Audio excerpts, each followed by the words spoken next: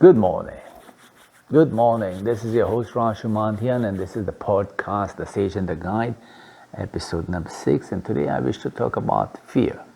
Fear of things in general and fear of public speaking. So maybe I'll break this up into two sessions. So let's first talk about fear in its generic form. Where does it root from? What are its causes? What exactly it is? And how to manage it and how to overcome it. Fear, as many of my friends in the speaking, training, and coaching industry claim, is false evidence appearing real. And some of us suggest forget everything and run. Well, besides the humor around fear,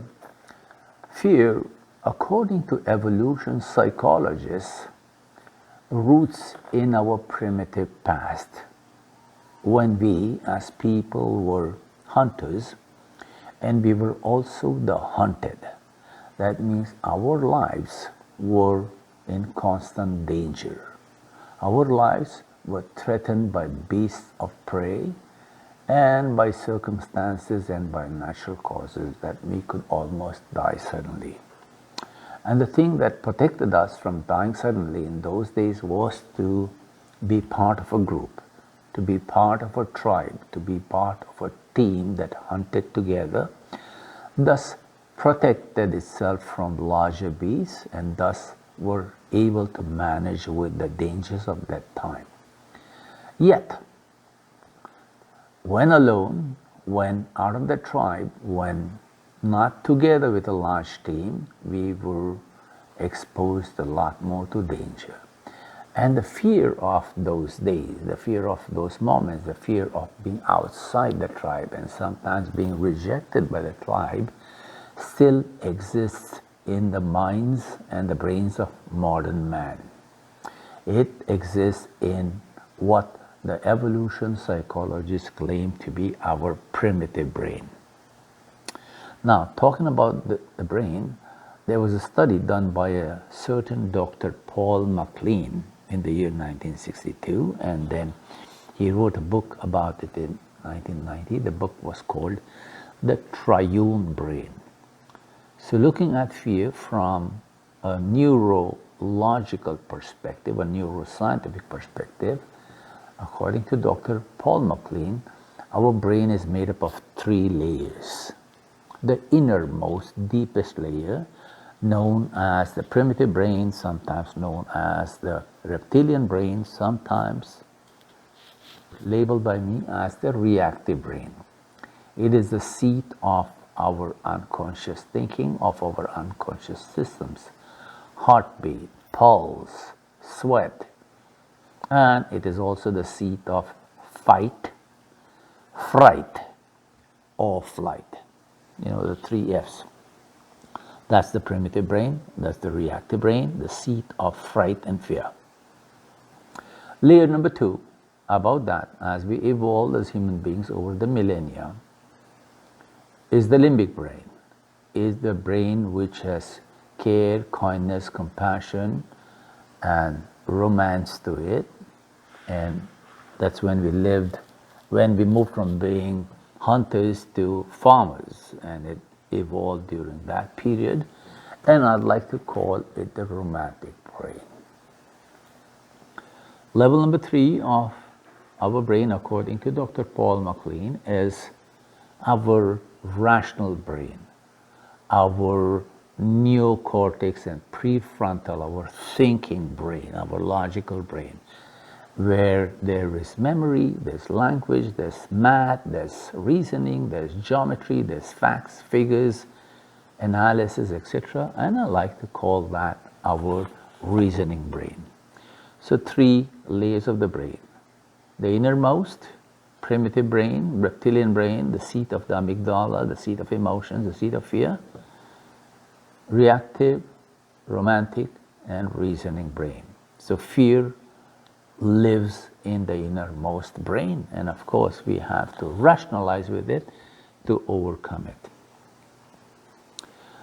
Dr. Marie Curie in the 19th century claimed that fear is the cause of ignorance. Meaning to say that if we didn't know things, if we didn't understand things, if there was a certain amount of ambiguity to our surroundings, then we were afraid because it was uncertain. Quite kind of related to the evolution psychologist. And she claimed the moment we get rid of that ignorance, the moment we learn, educate, understand, then the fear begins to dissipate, disappear. That's Dr. Marie Curie. Going back 2,000 years, Emperor Marcus Aurelius, the father of Stoicism, maybe not the father, the uncle of Stoicism, claimed that fear is also of ignorance, and the way to accept fear, according to him, was to accept things as they are, to willingly accept things that they are, then to be extremely objective about things as they are right now, to accept things as they are right now, to be extremely objective about things as they are right now, and to be extremely unselfish in our behavior and actions right now, at this very moment. That was Marcus Aurelius from the school of Stoicism. So that is the background. And what are the manifestations of this fear, or any kind of fear? The manifestations are nausea, nervousness, anxiety, cold sweat, increased heart rate, blood pumping away, pulse rate, and shortness of breath, dryness of mouth, etc., etc. These are all manifestations, nervous, shakes, you name it, the jitters, you name it, you can have them.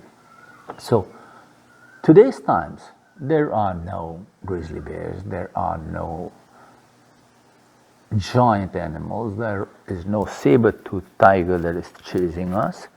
The fears that are modern day fears are fears of snakes, spiders, rats, heights, fire, electricity, water, traffic, etc.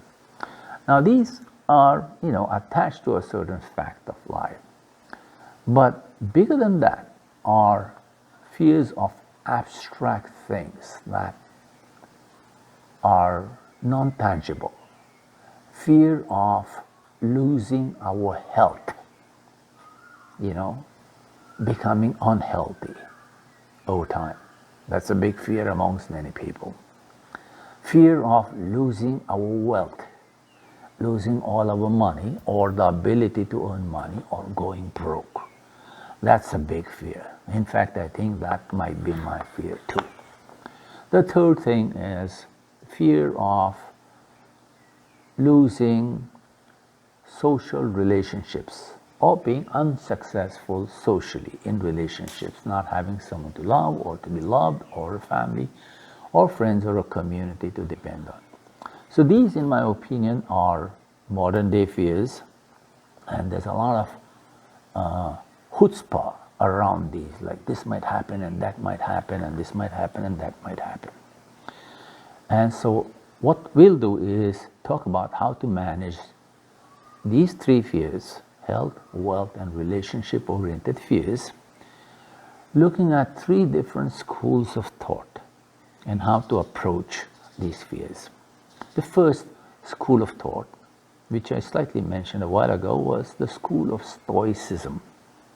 That means being able to bear, that being able to kind of be humble and smart and to be rational and wise about things. The school of Stoicism, to be like the great Greek thinkers, the Roman thinkers. Not Roman. The school of Stoicism claims that when we begin to be afraid of something, doubtful, suspicious, and then bitter, and then angry and fearful, etc., when we suspect something that this will cause us trouble in health, wealth, and relationship, we begin to obsess about it. And the more we obsess about it, the larger and the more ominous it becomes. So starting with a little reptile in our mind, when we spend time on it, when we feed it, you know, it becomes a dragon. It becomes huge. So their solution, their way of deflating this dragon or diffusing this demon is by asking this question.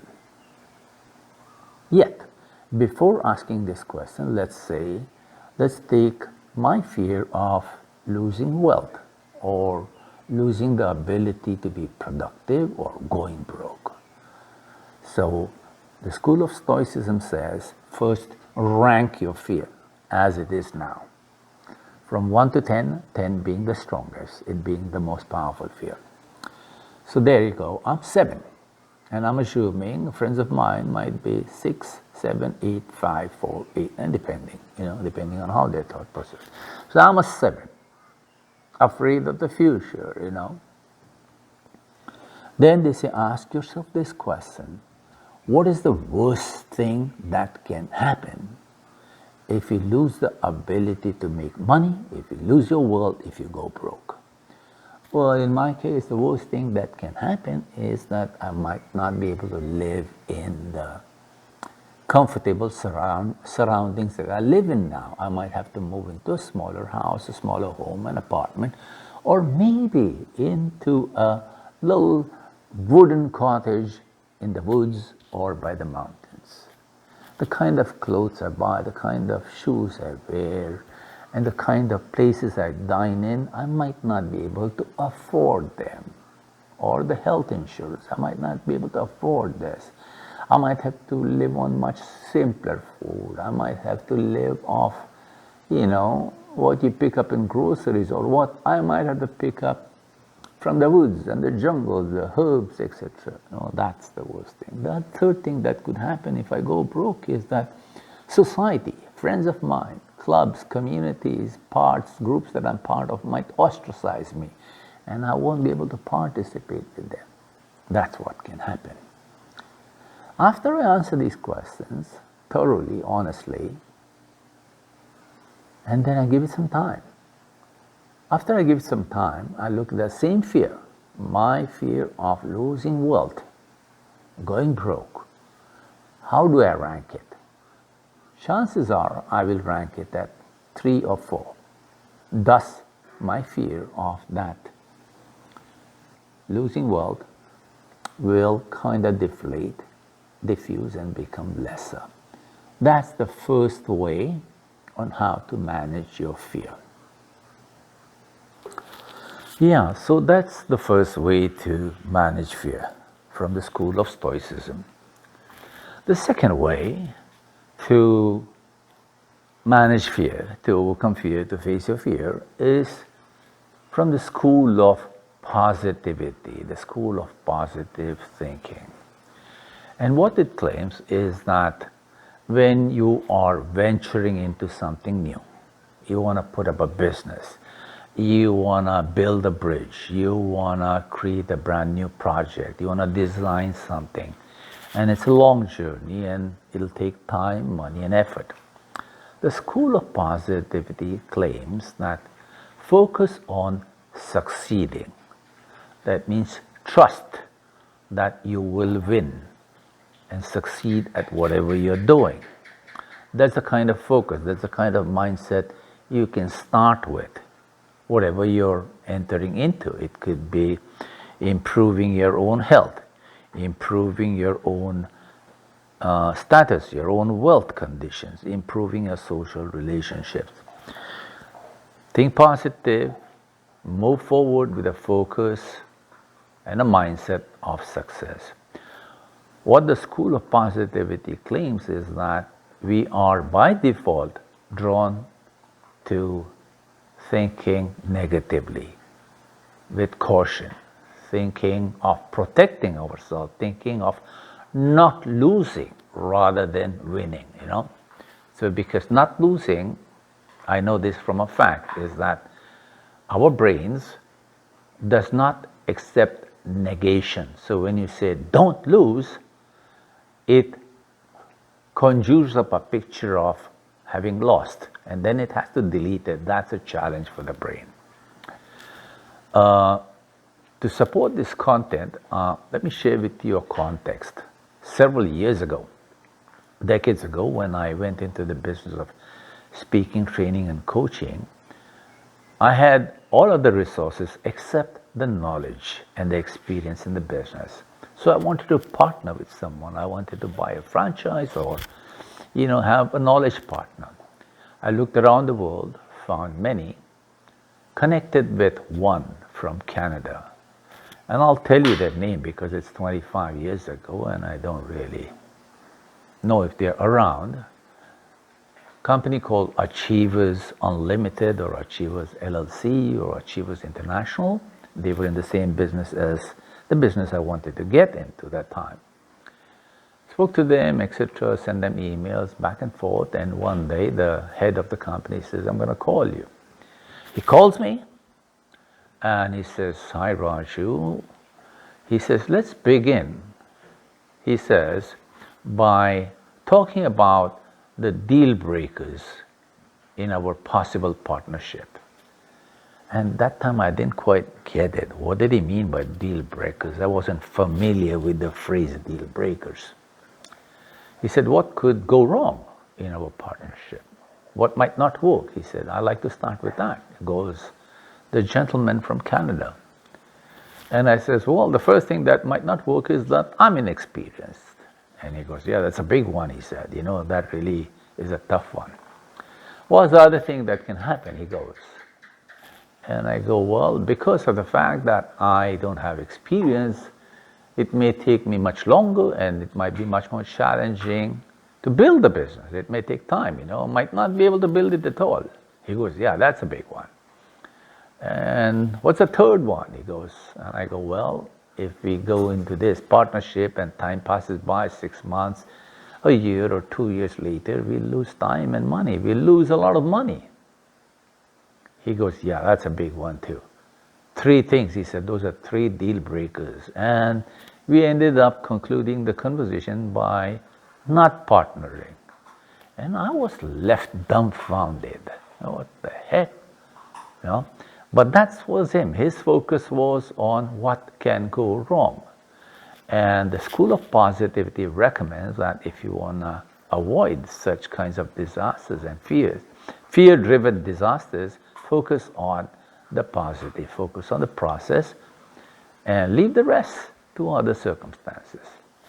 That's the second one.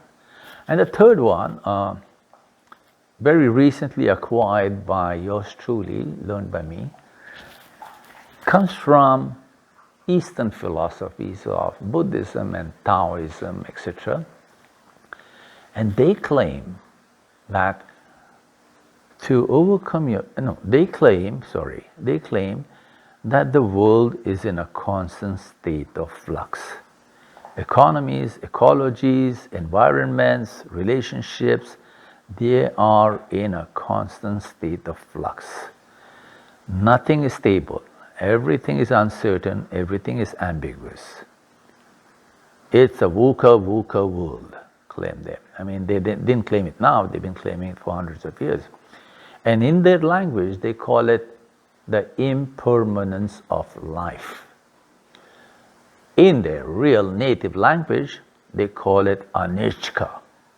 Anicca, that means you cannot put a finger on what will happen tomorrow. Not in tomorrow, but you cannot put a finger on certainty. You cannot press it down and hold it steady. That's their claim. And through that claim, they say, do all you have to do in the now. Do it right, do it well, have faith in it, Don't let your fears overcome you. Don't blow them out of proportion. Do your thing, but do not obsess and fixate upon the end result or the outcome. Whenever you reach the end of your journey, you've done everything you can, and the outcome is slightly different, don't be sad, don't be happy. That's what they claim. And the books, the good books, not the good book, but several good books on the subject matter, share a little Zen story, and let me share that with you. Story about a farmer somewhere in the Far East who had a horse to plow his farm. One day, this farmer's nice little strong horse runs away, leaves home, unannounced. He becomes a wall, absent without official leave. And so the farmer's neighbors, etc., friends of his, his friends and neighbors tell him that what a sad thing it is that you lost your horse. You must be so sad. It's an unhappy thing. And the farmer's response to his friends and family and his, people who had his community was, maybe so. His response to having lost a horse and being sad about it, his response was, maybe so. A few weeks later, the horse comes back, accompanied by 3 other female horses, mares. So this stallion of a horse brings back 3 girlfriends to the farm from the jungles. And then his friends, the farmer's friends, they claim, oh, that's such a happy situation. You're such a lucky man. You'll be happy forever. And the good farmer, he responds with the same response. He goes, maybe so.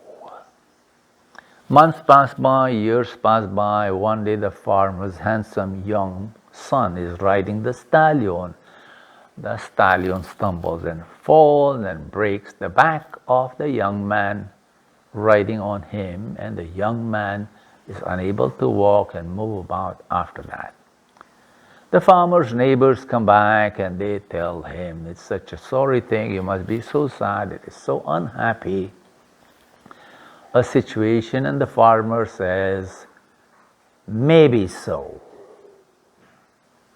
Months go by, years go by, there's a war in the country, and everybody in the province of the farmer, every young man gets drafted into the army to go and fight the enemy. The country loses the war, all the young men die on the battlefield, except the son of the farmer, because he was never drafted. He stayed home because he couldn't move, he couldn't stand up. He was a young man, but he couldn't go. So the neighbors and the friends, they all come back to the farmer and claim and declare that he is such a lucky man that he still has a son that's living, while they all lost a son each. And the farmer responds, maybe so. So there you go. That's the story on how not to fixate upon the outcome and just to trust life, trust that there will be change, trust that there will always be uncertainty, ambiguity, and impermanence. Anichka, they claim it. So these are the facts behind fear, and these are the 3 solutions from the school of Stoicism to deflate the demon, deflate the dragon, to focus on the process and stay positive, 3, not to fixate on the outcome. And practicing this over time, your levels of fear may drop. You may become a healthier, a happier, and a much more successful sage and a guide and a leader of men. So there you go. I hope you enjoyed this session on fear. And in the next episode, I'll continue talking about fear, but of stage fright. Fear as in public speaking. In the next episode. I'm your host, Raju Mandian, and this has been episode number 6 of the podcast, The Sage and the Guide. Adios and mabuhay.